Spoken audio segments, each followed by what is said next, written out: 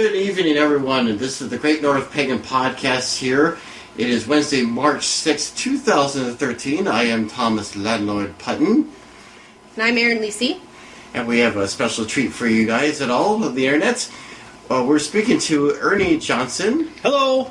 And Mama D. Johnson. Hello. And we were going to have an open debate, open discussion about living with a pagan wife. Well, how about you tell a little bit about yourself to the audience out there? Well, I was born here in Fargo to a single mother who, when I was about 6-7 years old, met my future father, who I say from now on is my father, Carl Schultz. Raised in Fargo, school in Fargo, didn't go too many places, typical. Moved out to Halstead, Minnesota my senior year in high school. From there, after graduation, I went to the University of Mary in Bismarck, North Dakota, which, yes, is predominantly a Catholic Christian college. Nuns and everything lived out there, cohabitated. Dropped out of school after about a year and a half. Got married and had a couple children, and was divorced. Kept the kids, thankfully. And in the meantime, went through the RCIA classes, which is the Rite for Catholics of Initiation of Adults, where I was confirmed Catholic. I was actually confirmed the same day my youngest daughter was baptized. Yay! So prior to that, I kind of grew up non-denominational. Never really went to church. Knew about it, heard about it. Saw it on TV Sunday mornings when they had the Sunday Mass on church on the TV. Actually didn't find out that I was baptized Lutheran until I was in the process of getting married. And they asked the Catholic Church asked for background, your baptismal papers and stuff like that, which, like I said, I had to go ask my mom, who told me the story about my biological father having me baptized. So that was kind of interesting. My wife and her family were devout Catholics, Bible thumpers, as some people would say. We were divorced, and I did have the girls, so I was a single father for a while. Stayed with the Catholic Church. Got really involved with the Catholic Church. You're a youth minister. I ended up, yes. I went through some classes and became a youth minister and was the director of the St. Anne's Youth Group in Bismarck for a few years. It just made sense. It clicked. It worked. I really liked the family feel. Of course, it's a big Christian Catholic area, so it was a lot of fun. I really enjoyed it.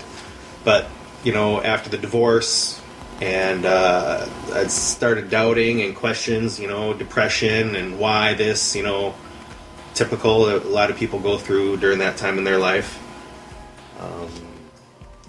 The questions I had, I felt were not answered adequately.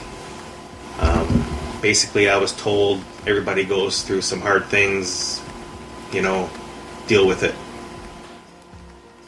So that kind of was like a slap in the face. So ended up moving back to Fargo at about 98, 99. No longer involved with the church per se. I did go to a couple Catholic churches here in actually West Fargo, but nothing seemed to click. Nothing seemed to fit like it was before. So I would say I was Catholic, but a non-practicing Catholic. Kind of lost your faith in a way. Kind of, yes. Yes. I'm Mama D. I was raised Catholic and raised neo-pagan, both. My father's family is all neo-pagan, and my mother's family are Catholics.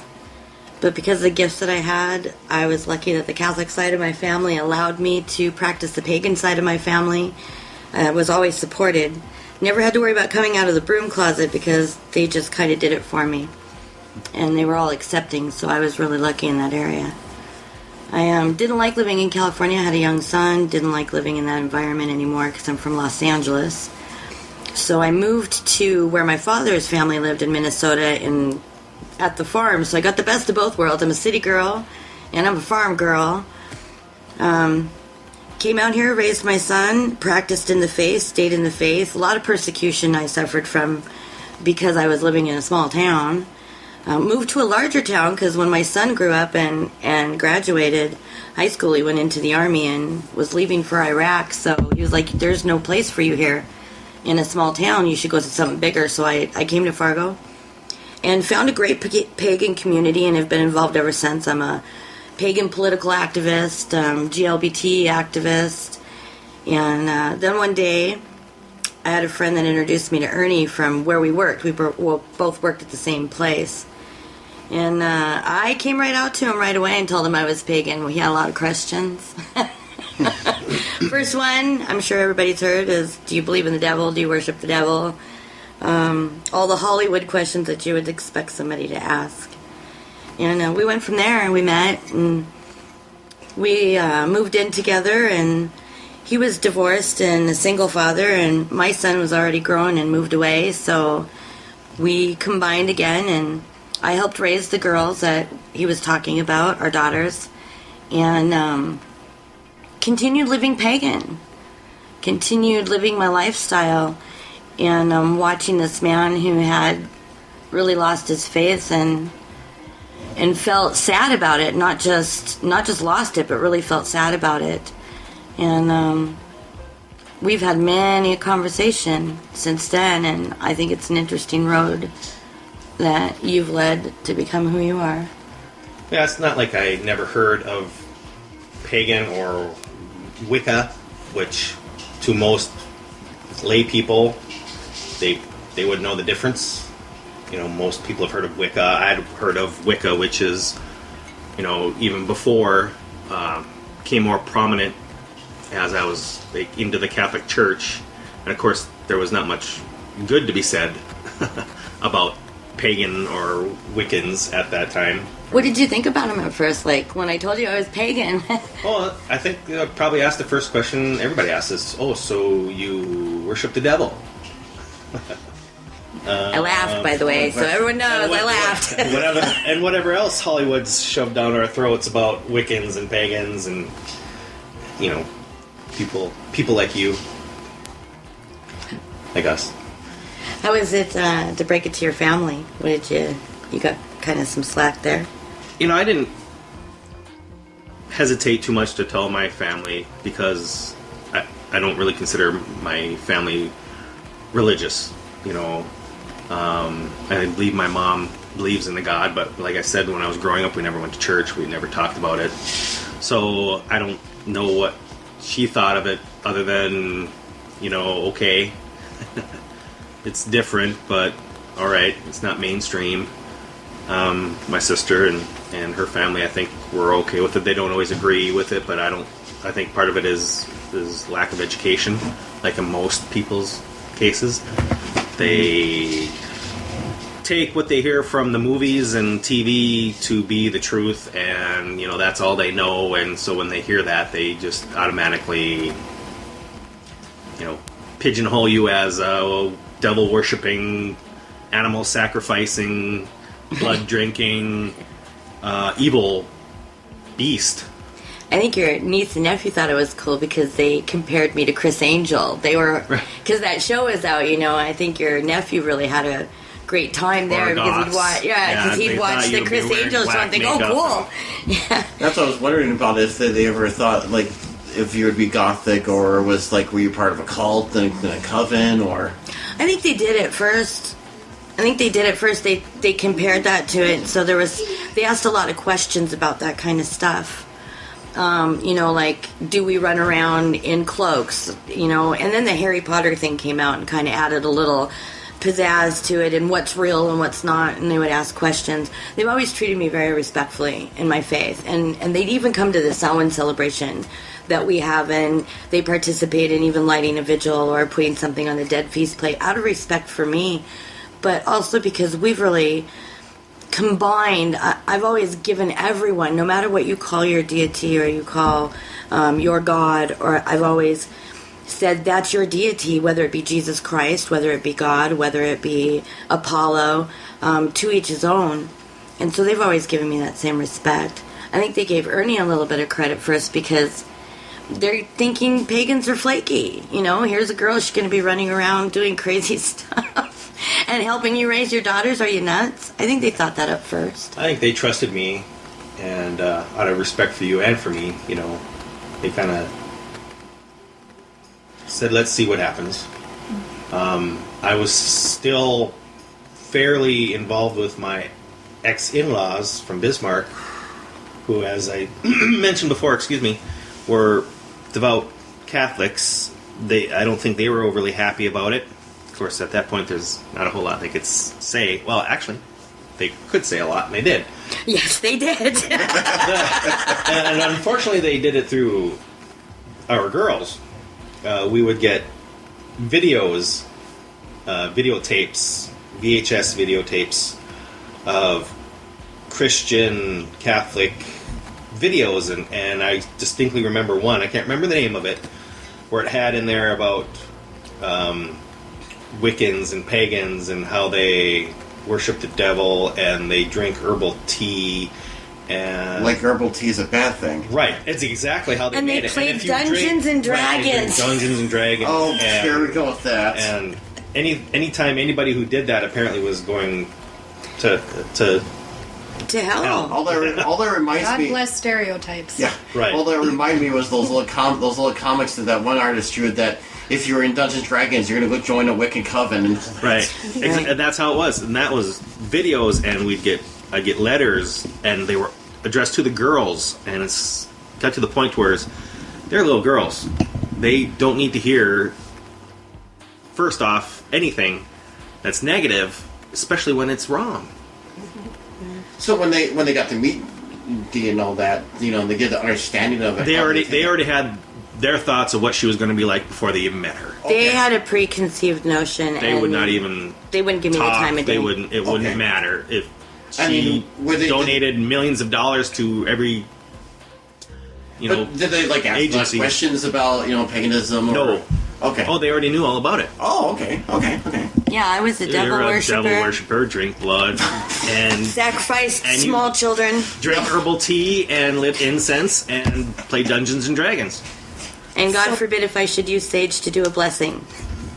They Yeah. chose assumptions, Right. preconceived notions, versus they actually allowing the truth to come through. Which would, you're correct, which would confuse the girls, but luckily, Dee is very patient and very educated, and put those two together, educated the girls as they grew up, and not just like in a classroom, but actually it wasn't just like a classroom, but it was life.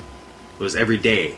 It was in the kitchen, peeling potatoes, and talking to them about, potatoes. Or Why we bless the beans, food, or, right, why I'm or blessing. cutting up, frying meat, making macaroni and cheese, just talking to them and showing them, and not So just encouraging telling a them. child's curiosity, and rather Right. than stuff their head full of whatever, she was more or less. Instead of telling them, this is Education. what you shouldn't do, this is what you can't do, here's what you do. And here's why I do it. Right. That's So she awesome. lived pagan, so to speak. Still Not do. just right. Still do. Still live every day. Everybody, She's bless still the here. feet of the Lord and Lady. Every day. So, and then as time goes, my family, they've, I don't want to say learned to accept Dee, but they've learned to accept Dee and love her for who she is. And blessed be the 10 years we've been together now. Yeah, 10 years. A lot of laughter. A lot of jokes come out of, separate, different lives like that, too. So we've got a lot of great humor. I know when Ernie and I first got together, there was questions. And we did have one conflict when it came to the girls as far as school. There's papers that you fill out. They ask a bunch of questions like on religion. And I remember the only time that we had just a chat about it, because Ernie still was feeling the closeness to his faith, but still burned by it. And I think, he didn't think about it because if your family's Catholic and your great-grandmother's Catholic and your great-great-grandmother was Catholic, then automatically you feel Catholic. So if you've been confirmed Catholic, then you're Catholic, even if you're not practicing. And so they came home with papers saying, what religion are you? And of course you could answer it or didn't have to, but Ernie put Catholic. And I came to him and said, well, to me, if you are going to say that you are a faith, I live pagan every day, so if you're going to say it and dedicate it, then you need to do the education on it. And I was like, if they're Catholic, you need to give them that faith. You need to give them their deities. You need to give them that foundation. And at that point, Ernie wasn't ready to accept that foundation anymore himself, so he changed his mind, but it took him a day or two to fill out the paperwork, and he changed his mind to non-denominational. And thanks to that, our children have gotten more than just an education in paganism, but we were even allowed to, I talk about Jesus in the house and the Bible in the house. They got the best of both worlds, I think. Oh, yeah. Yes. There were some conflicts. A lot of it was me letting go. It's hard to let go. When you go from doing a single parent doing everything to getting that partner that is right there that you can let go and let some of that power, so to speak, because it's kind of makes you vulnerable. And there's nothing scarier to me. I can't talk for everybody. There was nothing scarier for me to be vulnerable again, because that's what I vowed never to be. Because I would never and I said for the girls' sake, but honestly, it was mostly for me. Did it ever provide conflict of like how you wanted things get done in your relationship with? Oh no, D is excellent at telling me how to get things done. Okay. No, there's never been any conflict on that. She is like, pagan or no pagan, right. Things will get done. And here's how you do it. Okay. There is something to be said, no matter what religion. Happy wife, happy life. Nobody happy until Mama is happy. Right. And that, that's true. You laugh, but that is a key thing. Mm-hmm. Oh yeah. A lot of times, again, I just speak for myself, but I'll say men, I think, are pretty selfish. And we like our lives a certain way, and you can kind of get used to that. And then being with a pagan woman, does that feed into it? Because I have a different perception of what some of these younger feminists think, some of these other religious parents think. I mean, when we went into it, we go into it with an agreement. I hate to say it for lack of better words, I do have a place, and I live that place. Did that help you make a difference as to, I mean, we laugh about, if Mama's happy, everybody's happy, but there was a method actually to our madness in raising the girls. Well, I think one of the first things I said when we were getting together is that I come with, and I maybe use the word baggage.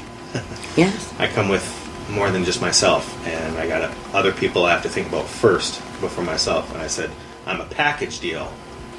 If you want to accept me, there's two other lives that I have, am responsible for that need to be considered first and foremost. Mm-hmm. Well, and said, once you accepted that, and not only accepted it, but lived it, proved it to me, it became easier. But I also said, I'm a pagan woman. I believe that I'm the one that needs to raise the children. I can't be a part-time parent. Either I am Mother Eternal, such as Mother Earth, and take the responsibility for the children, or it's not going to work because I can't be a part-time. This is who I am. This is my faith. We had to come together and make agreements on whose place was who and where we were at, because Ernie might laugh that I make all the rules, but we have a clear idea, and it might sound funny, but the car, I don't take care of the car. That's your area. People laugh at us because we have each other's areas, but honestly, we don't live that feminist life either. I do cook, I do clean, I do the menu you do work 17 hours a day sometimes to provide for your family. I think that's a part of who we both are now, and it's very a part of being a pagan woman. And did that make it easier or harder? Or? I think after a while it made it easier, because I think we agreed on a lot of things. I basically wanted a mother for our daughters. And they do call you mom. Absolutely. They don't call you D or stepmom or anything. You are mom, which says something in itself. But yeah, some people might call it old-fashioned, but, I wanted someone, when the girls came home from school, to be there. To make sure they had a good day and take care of them. Not just be part of another 48 other kids in some corner and,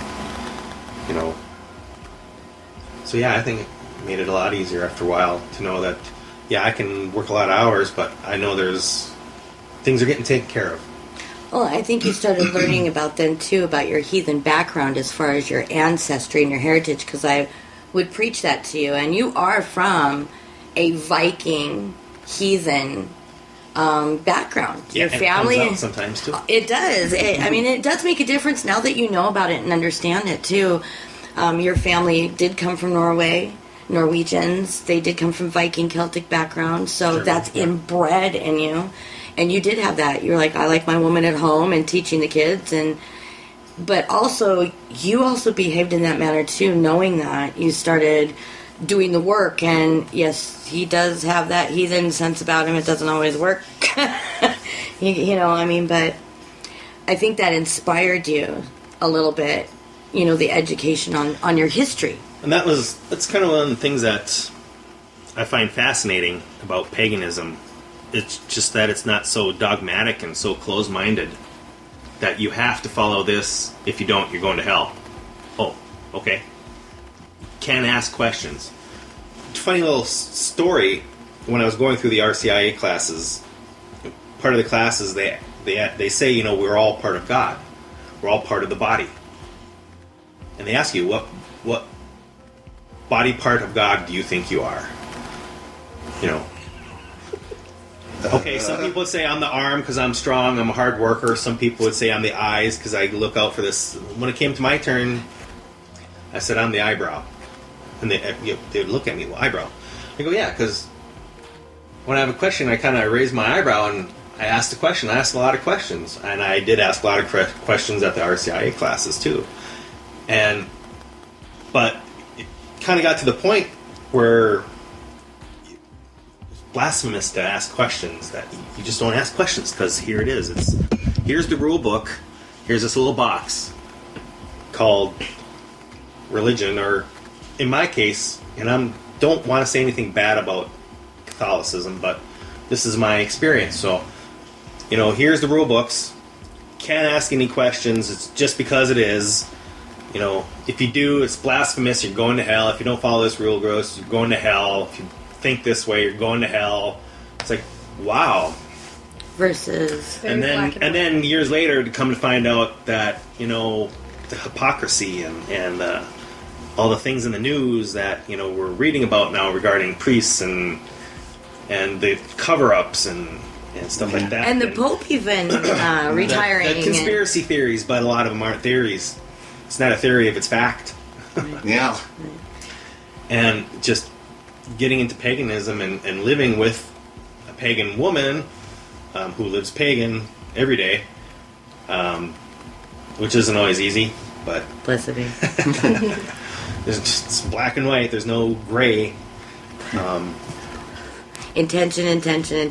I feel comfortable enough to ask questions and not be persecuted for asking questions that, maybe I wasn't supposed to ask, but if you don't know, you gotta ask.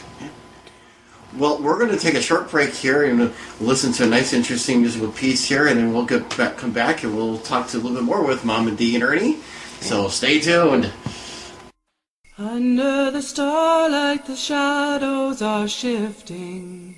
If you look to the corner in the blink of an eye, they'll appear in their Kaylee, dancing and whirling. If they knew you were watching, they'd quick disappear. It's the fae folk, the fairies, they twirl in the moonlight. Laughter and dancing, entrancing you in. Dance with me, fairies, come join in their laughter. Whirling and spinning is drawing you near. In the center you see her on a throne trimmed with garland. She's Morgana, their queen, and she's leading their songs. Her robes shine like rainbows, her hair's filled with jewels. But hush, now she sees you and sounds the alarm. It's the fae folk, the fairies, they twirl in the moonlight. Laughter and dancing, entrancing you in. Dance with me, fairies, come join in their laughter. Whirling and spinning is drawing you near. The sky fills with firelight and their shrieks are of anger. They've taken to flight and they're heading your way. You run like a stag, but they're nipping your heels. Then you fall and pass out and they drag you away. It's the fae folk, the fairies, they twirl in the moonlight. Laughter and dancing, entrancing you in. Dance with me, fairies, come join in their laughter. Whirling and spinning is drawing you near. You awake in a meadow to sunrise and birdsong. Your body is tingling with pain from the fall. Your clothes are on backwards, you're feeling the fool. But in the forest, the wind sounds a bit like a song. It's the fae folk, the fairies, they twirl in the moonlight. Laughter and dancing, entrancing you in. Dance with me, fairies, come join in their laughter. Whirling and spinning is drawing you near. Yes, in the forest, the wind sounds a bit like a song.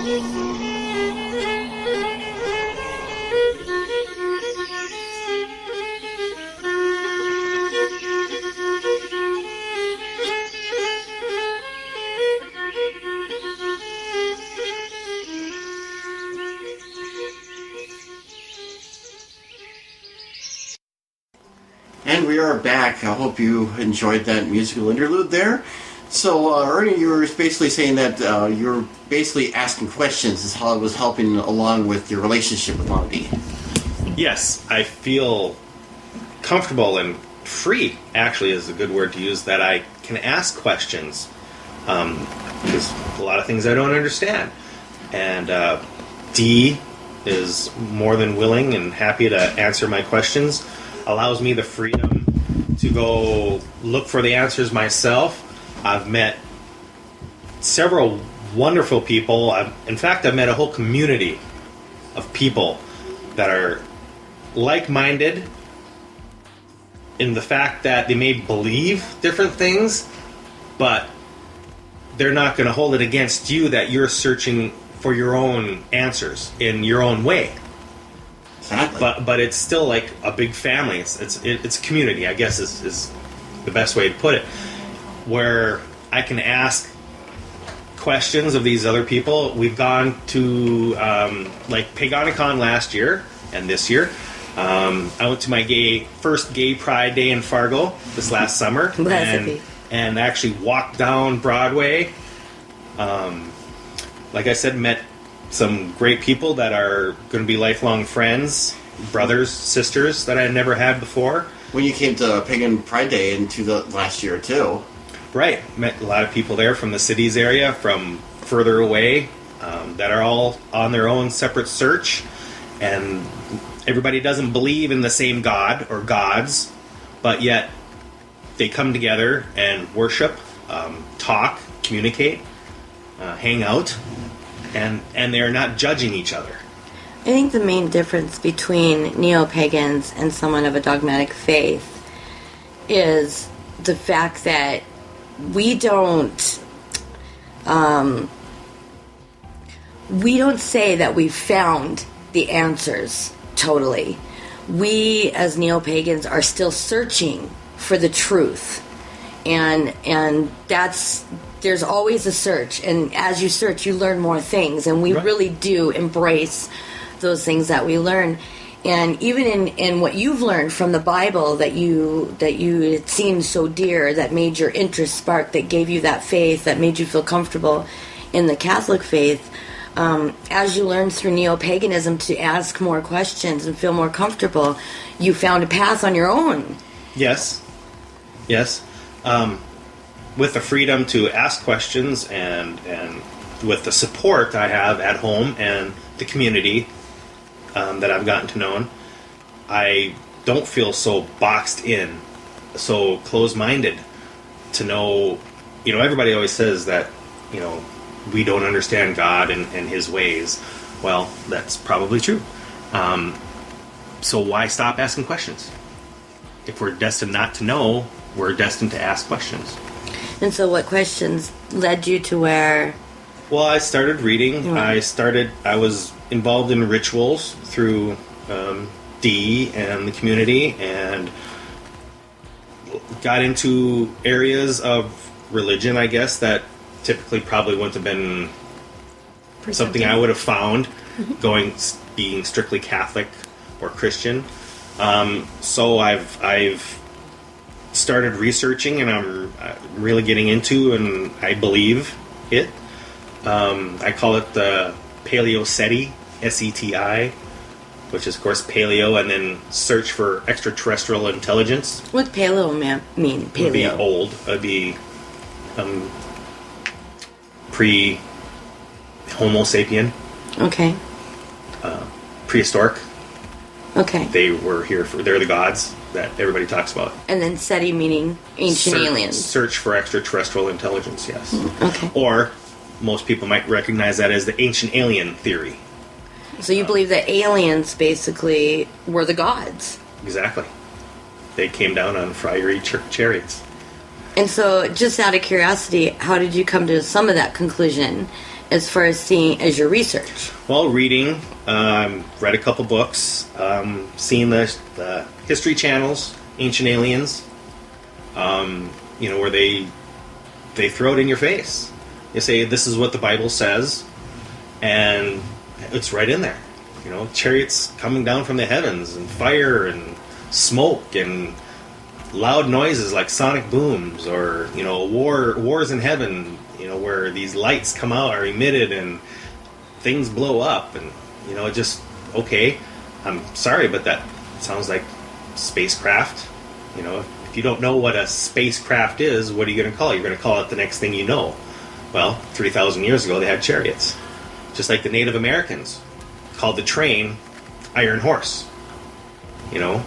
They put something that they know and they call it that.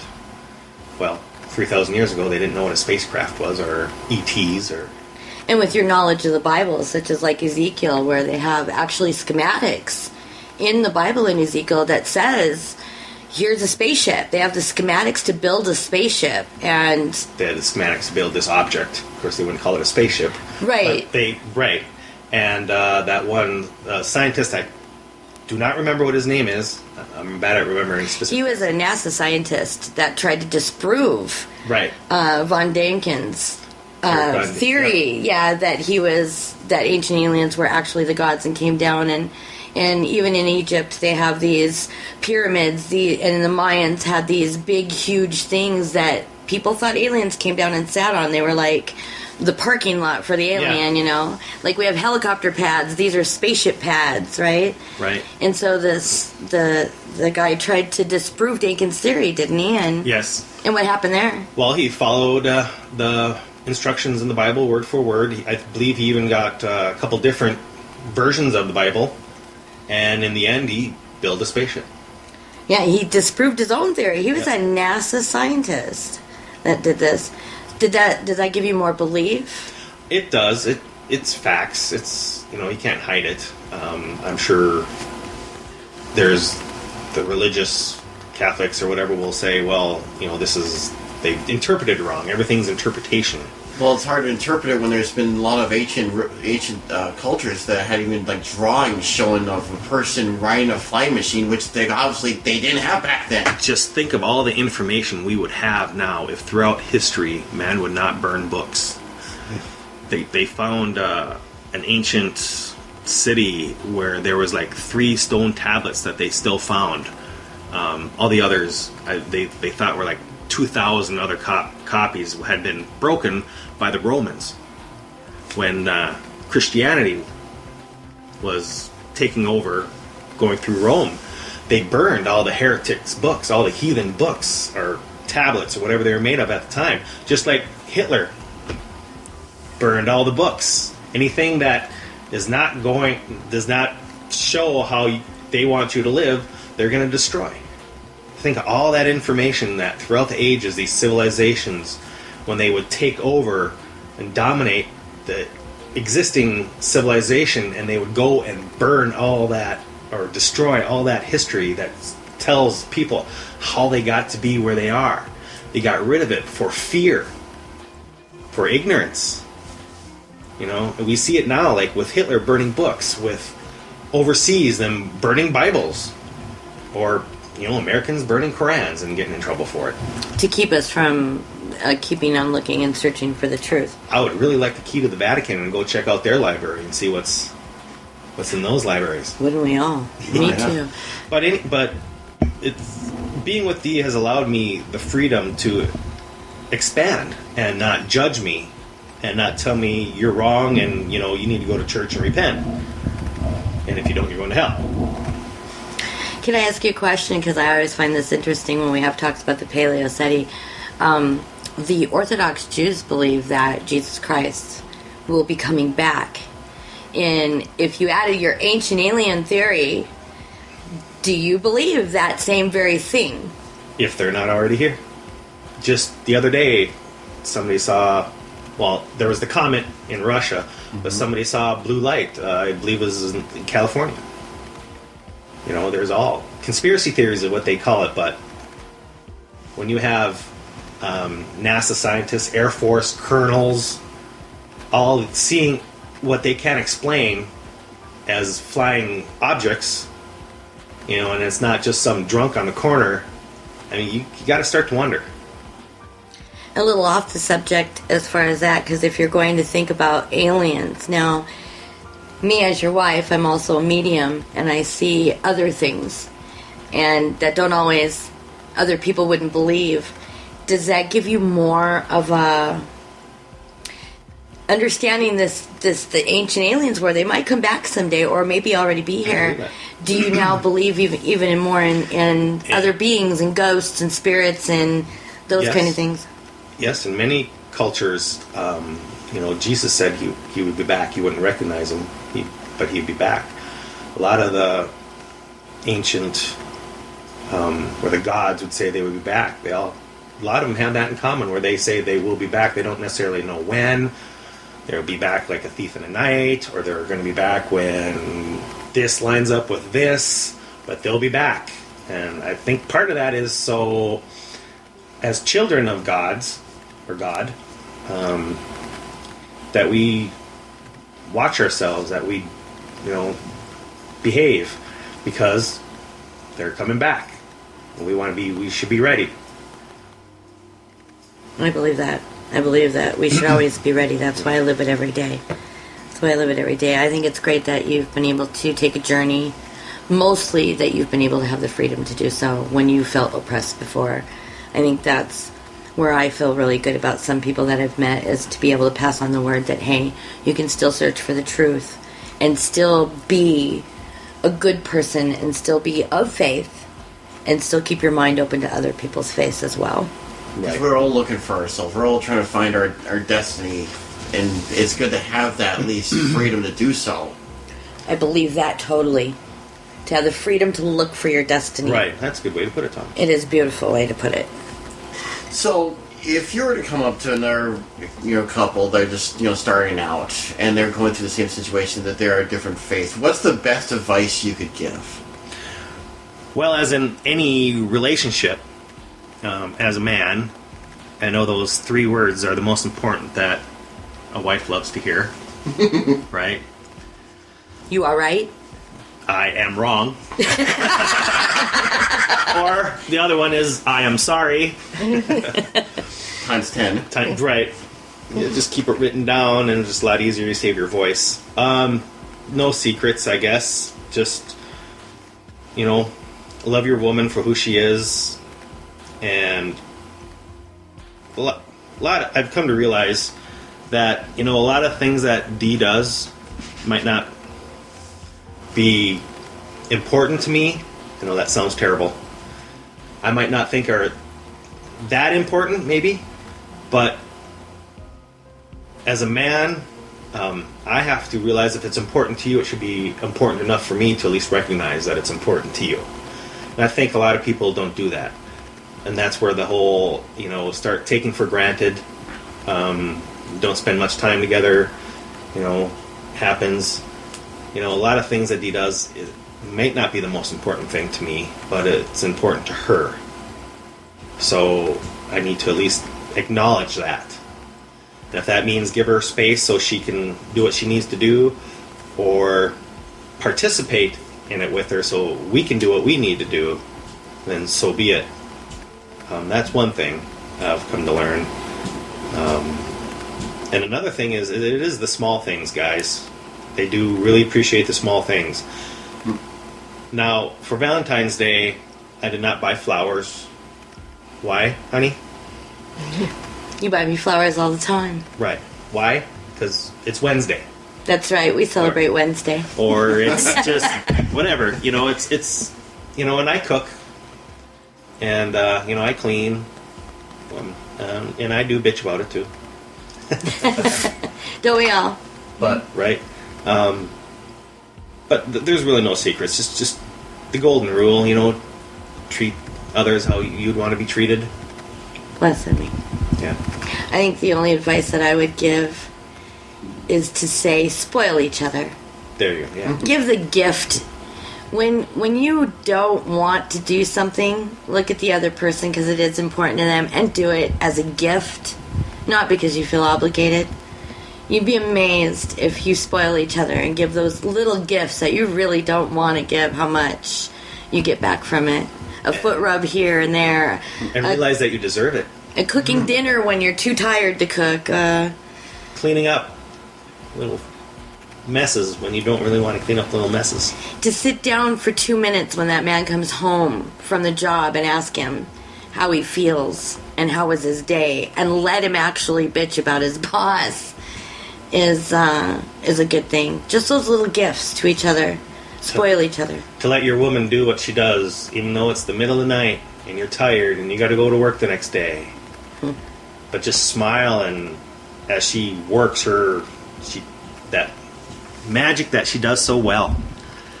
And instead of, as my first impulse was for many years, to, well, there's my night ruined.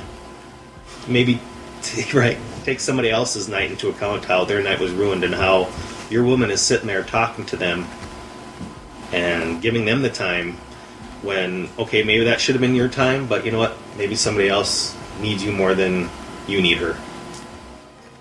And giving her that time and appreciating. And you're spoiled, too. He's very spoiled. We spoil each other. We're spoiled. I'm spoiled. I think if any couple would hear that, I think a lot of relationships would stay much longer. Because I think that's the best advice, even if it's different beliefs, that, for any couple, period, should go by those words. At the end of the day, we're all human. Right. Religion or no religion, we're still human beings. Blessed No matter be. what color you are, no matter what country you come from, no matter what language you speak. Absolutely. If we all come from God, or the gods, Or the goddess. or the little green men, yes, we are all humans. Fallible, faulty, and very much in the love with the idea of being in love. I wish we could all stay that way. Well, I think we've had a wonderful talk about it. I hope the viewing audience out there got a good idea of what it is like to actually compromise and work together on, if you're not pagan or not. Oh, yeah. We constantly compromise. Well, to close it out, I just want to remind you of some of the major events. The biggest thing, of course, is Paganicon, Twin Cities, Summer 15th. We will all be there. Yes. We'll have, as I mentioned in the prior episode, we will do a vlog of it, so you can catch us down there and all that. I know that I've been speaking with one of the members of the Coven down there. They're going to have the ritual down there, so I'm kind of excited to see that. Got a lot of events there, so if you're in the Twin Cities area, you've got to go check it out. I'll be the big bald guy. They have a great ball on Saturday night. Oh, yes. All right, well then, to say goodbye, everyone, this has been Thomas Punton. And Erin Lecy. D. Johnson, Mama D. Ernie Johnson. I want to tell you, merry meet, merry part, merry meet again. Blessed be. Blessed be.